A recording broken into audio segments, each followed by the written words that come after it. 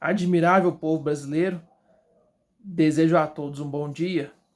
Neste vídeo aqui, eu vou fazer uma aula que eu acredito que seja de interesse de muitas pessoas que gostam de realizar estudos históricos, de teologia, da comunidade cristã, ou pessoas que gostam de assuntos como, por exemplo, cabala, maçonaria, sociedades secretas, etc.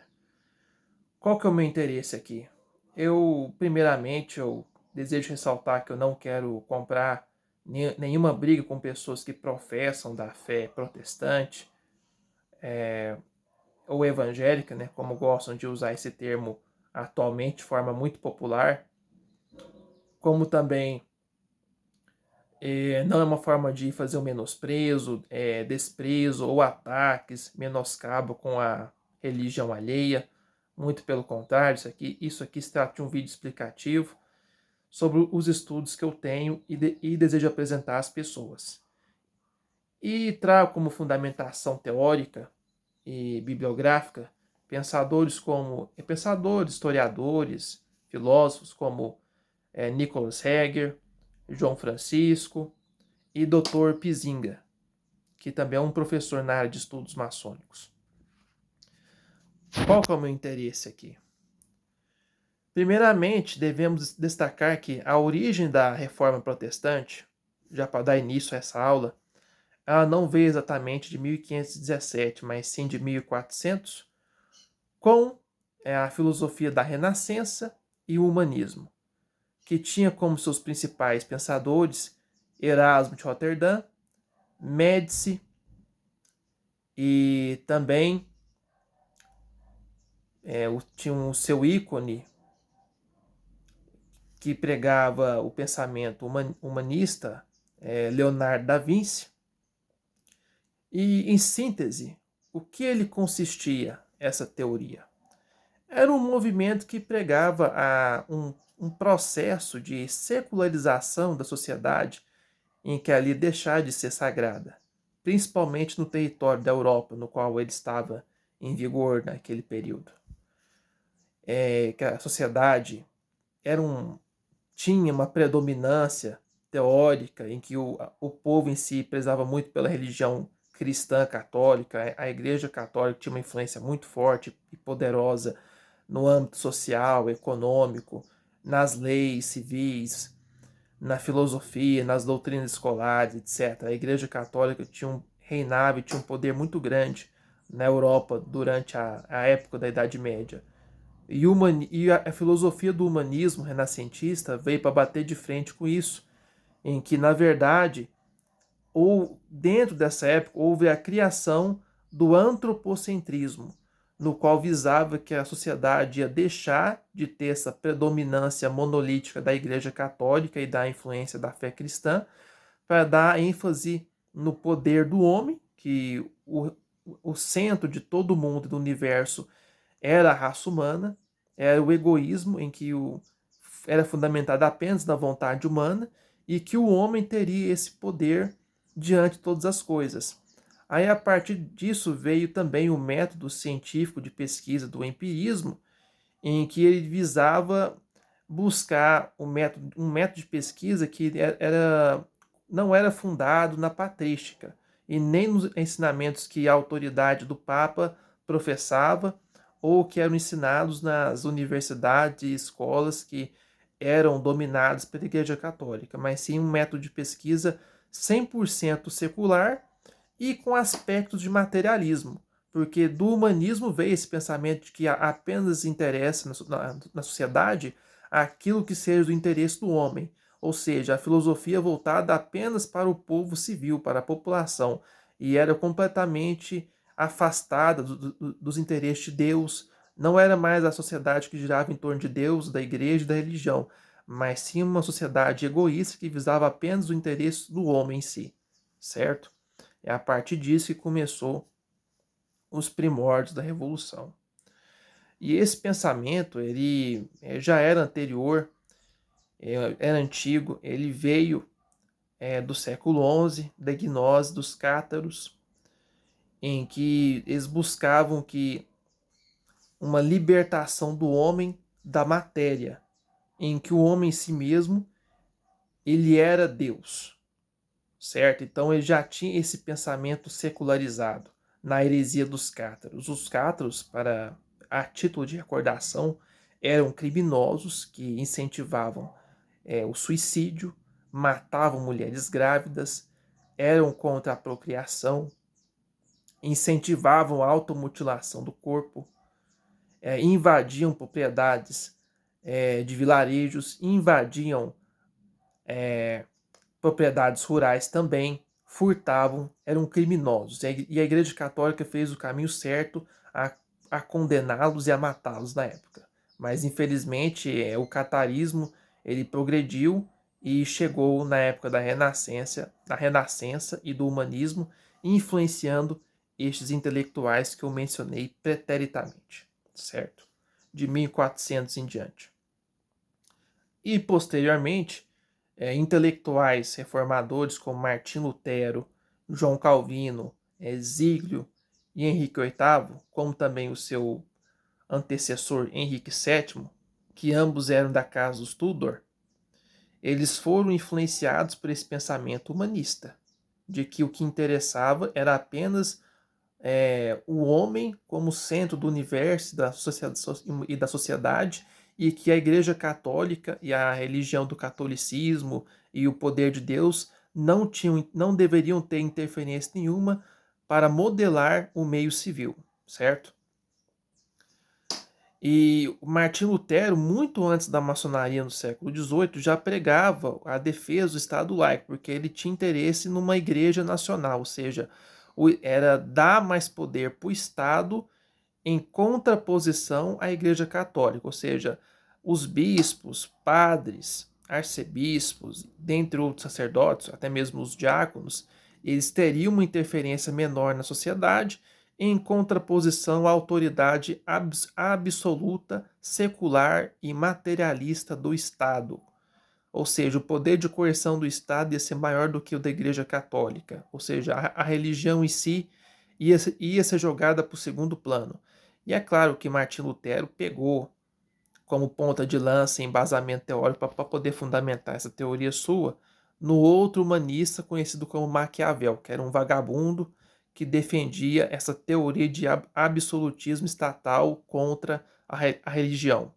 Principalmente ele era um inimigo da fé católica, certo? E Martim Lutero, ele tinha essa influência humanista. Só que o que poucas pessoas sabem sobre esse assunto é o seguinte, que o movimento humanista ele foi diretamente financiado e movimentado por sociedades secretas, como, por exemplo, a Ordem Mística Rosa Cruz, que já era bastante antiga e havia sido fundada no ano de 1188 pelo seu criador Jean de Guizars. Pelo menos é o registro histórico mais recente que eu tenho quanto a esse assunto, que foi fundada oficialmente nesse ano, 1188.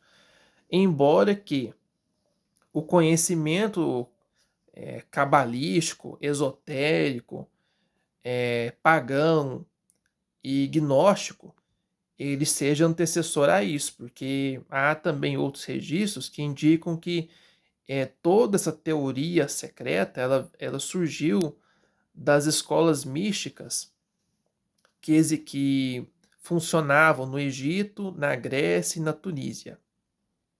E que havia sido. Ela veio de uma combinação da cabala judaica com a filosofia dos pagãos gnósticos, certo? Que tinham esse pensamento de que, na verdade, o mundo material em que vivemos, toda a matéria que o cerca, foi criada por um demônio cujo nome é Demiurgo, ou seja, a matéria em si, inclusive até mesmo o nosso corpo humano, nada disso aqui presta, porque o mundo em que vivemos ele é controlado pelo maligno, por Satanás, pelo demônio em si, certo? É a teoria que a Ordem Rosa Cruz acredita, dentre outras sociedades secretas, como por exemplo a maçonaria, a Golden Dawn, etc. Certo? Então, existe esse grave problema na sociedade que já estava passando por esse processo de revolução do renascentismo, do protestantismo, etc. Mas, a princípio, Martim Lutero não foi a primeira pessoa que já estava encabeçando a reforma protestante, pois antes dele já haviam outros pré-reformadores, né? O nome correto é pré-reformadores, como, por exemplo, tinha Savonarola, John Knox, Max Eckhart, que já professavam desse entendimento de querer fundar uma igreja nacional, ou seja, a igreja em si ficaria jogada no segundo plano, enquanto que o Estado teria um poder maior, certo? O Estado teria o controle sobre a religião alheia e sobre também a população civil. E esse foi o grande problema. Desde então, Martim Lutero ele encabeçou também o fim do voto de castidade para as autoridades que compunham a igreja, ou seja, ele já comentava que, por exemplo, os padres, as freiras e os bispos não seriam mais obrigados a seguir o voto de castidade e poderiam formar famílias, constituir casamento, terem filhos, etc. Então, Martim Lutero já tinha esse pensamento revolucionário, que até chegou a influenciar, de certo modo, depois, no século XX, a revolução sexual que se tornou uma verdadeira desgraça, certo? Mas há registros de que a Ordem Rosa Cruz ela fazia parte da nobreza corrupta na época, a qual ajudou a financiar Martim Lutero e os outros seguidores da Reforma Protestante. Inclusive, o próprio Martim Lutero ele foi membro dessa sociedade secreta, da Ordem Mística da Rosa Cruz. E existem registros históricos que confirmam isso. Até porque aquele selo de Lutero, que é aquela flor com aquelas pétalas brancas, ele é um símbolo esotérico e ocultista da Ordem Mística Rosa Cruz, certo? Então é necessário deixar isso bem destacado e claro para aquelas pessoas que desconhecem todo esse plano de fundo histórico. Agora, o erro de Lutero ele foi pensar em querer fazer um cisma, que consiste em uma separação da Igreja Católica para poder fundar a sua própria seita gnóstica, porque ele acreditava que somente o homem seria salvo através apenas da leitura da Sagrada Bíblia de forma separada, ou seja, sem interferência do Papa e das suas bulas e encíclicas papais, e como também a salvação apenas pela fé e ignorando as boas obras, ou seja, as boas obras não é apenas o papel de atividade de fazer, por exemplo, uma doação para ajudar uma pessoa que está inválida ou que está passando por uma grave pobreza, mas também é uma mudança de vida, como por exemplo uma pessoa que tinha uma vida muito ruim no vício e conseguiu se libertar desse problema, deste vício, posteriormente. E, na verdade, Martim Lutero ignorava a autoridade da Igreja Católica, porque ela foi a verdadeira e única fundada por Deus, que disse a São Pedro: por esta pedra eu fundarei a minha igreja. E deu as chaves do céu também a São Pedro, demonstrando que a Igreja Católica era a verdadeira. Só que Martim Lutero, que era membro dessa sociedade secreta da Rosa Cruz, ele recusou esse pensamento. E é claro, algumas coisas que Martim Lutero dizia tinha razão, ou seja, de fato a Igreja Católica naquela época, infelizmente, ela havia sofrido uma violação dos seus direitos internos, como por exemplo, existia corrupção, lavagem de dinheiro, alguns papas tinham inclusive concubinas, amantes, escravos sexuais, e houve também o comércio que envolvia as indulgências. Em relação a esses aspectos, Martim Lutero estava certo na sua condenação ao período político e social conturbado e crítico pelo qual a Igreja Católica estava passando. Entretanto, ele erra quando ele quis realizar toda essa revolução que buscava um rompimento da Igreja Católica, certo? Nesse ponto, Martim Lutero estava equivocado. Entretanto, na Contra-Reforma que veio posteriormente, os papas que estavam envolvidos nessa corrupção, eles foram condenados e, inclusive, a teologia reformada de Martim Lutero também foi condenada em razão do seu aspecto cismático. Como, por exemplo, houve o Concílio de Trento, que excomungou Martim Lutero da Igreja Católica e também refutou cada um de seus erros. Inclusive, o que poucos evangélicos de hoje em dia sabem, porque eles desconhecem toda a história da Igreja Reformada, muitos deles dizem que a criação de estátuas, de ícones, medalhas, pinturas, semblantes católicos e cristãos é condenada pela igreja porque supostamente seria uma prática de idolatria, mas esse pensamento está errado, porque nem mesmo o próprio Martim Lutero acreditava nisso. Tanto é que a igreja luterana, se vocês darem uma pesquisada na internet, a igreja luterana, independente de que lugar que seja, do Brasil, dos Estados Unidos, da Bolívia, da própria Alemanha, a igreja luterana tem imagens sagradas muito similares da igreja católica, como por exemplo seus vitrais, imagens sagradas feitas de gesso, de bronze, de prata, pinturas, muitas delas são extremamente similares com a da igreja católica. Então, para deixar bem claro, a Reforma Protestante não foi um movimento orgânico, que eu posso dizer que não teve interferência maligna alguma, muito pelo contrário, ela houve sim financiamento que veio da Ordem Rosa Cruz, porque na verdade a nobreza corrupta naquela época queria atacar e minar o poder da Igreja Católica. Porque qual era o verdadeiro plano da filosofia da Renascença e do humanismo? O objetivo deles era acabar com os 3 pilares fundamentais que compunham a Idade Média naquele período, e quais que eram? O povo, que é a plebe, que é a população, que era composta pela classe dos operários, os artesãos, os trabalhadores, a sociedade civil naquela época, praticamente. Segundo, a monarquia e suas autoridades monárquicas, como por exemplo a nobreza, o rei, a rainha, os príncipes, etc.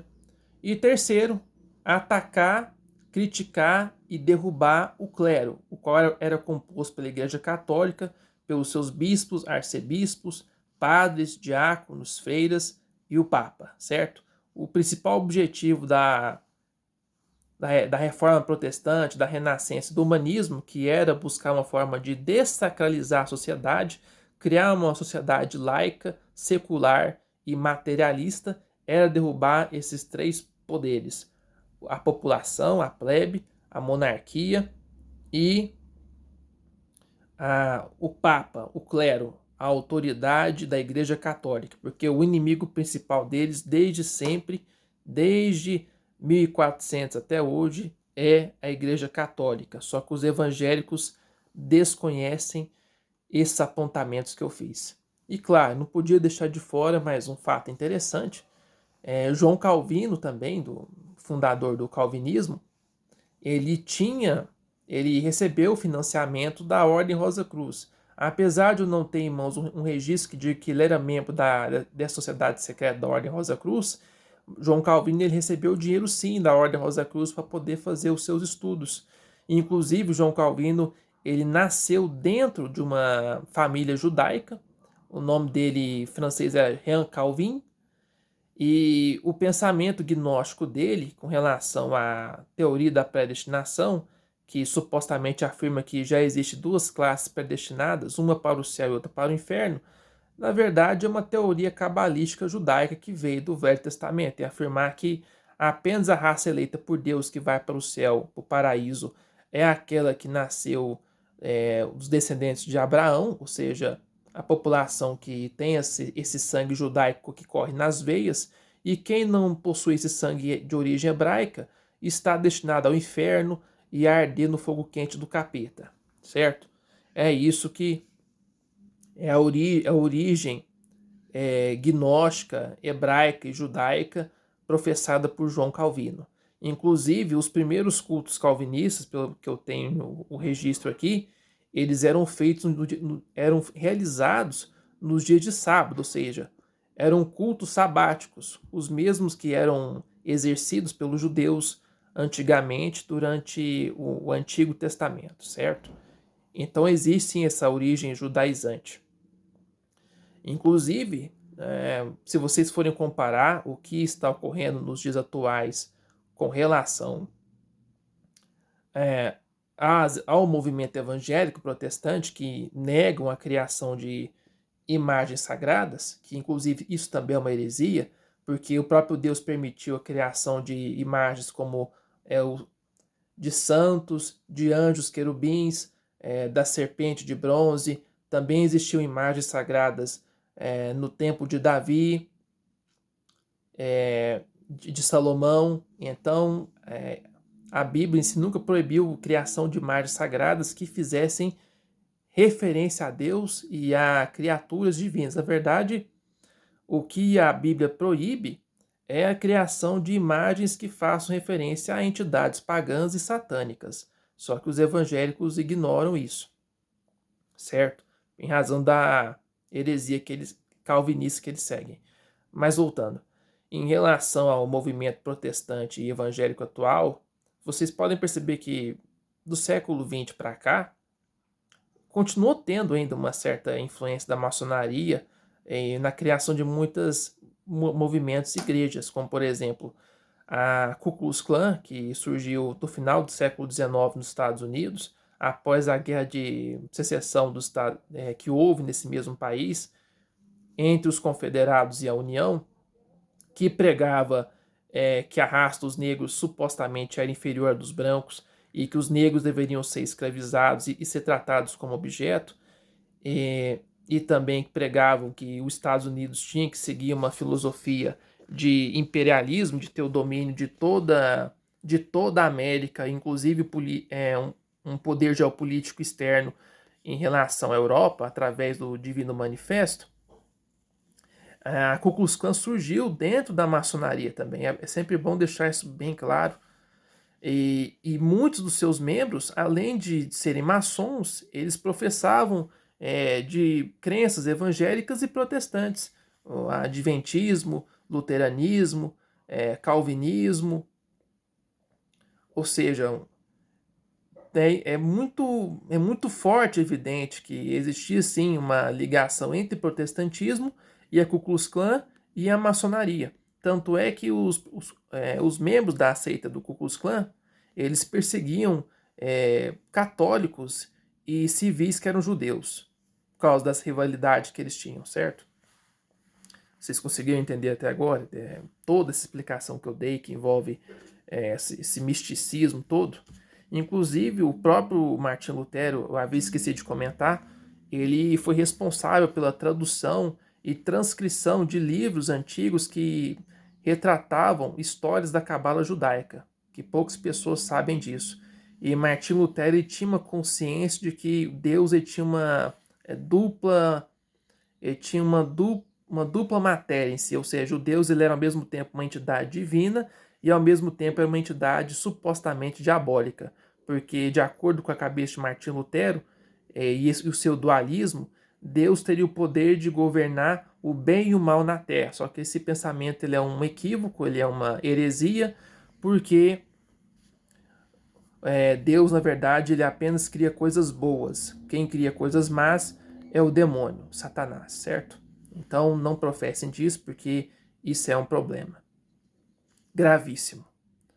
Então, o que nós podemos entender? Que, de acordo com o humanismo, o protestante, o evangélico em si, com todo respeito às pessoas que estejam assistindo esse vídeo, o evangélico, por ele professar dessa heresia do livre pensamento das escrituras, da profanação de imagens sagradas, da salvação apenas pela fé, pelo livre pensamento, o protestante crê que apenas ele, sem autoridade do Papa, sem autoridade da Igreja Católica, sem autoridade da Bíblia Católica, das bulas e das encíclicas que os papas reproduzem, ele em si mesmo é autoridade absoluta para interpretar a Bíblia, porque ele não precisa de ter o apoio, o alicerce do Papa e da Igreja Católica. Ele por si só acredita que ele é Deus, porque é essa a filosofia que a maçonaria e a Ordem Rosa Cruz prega.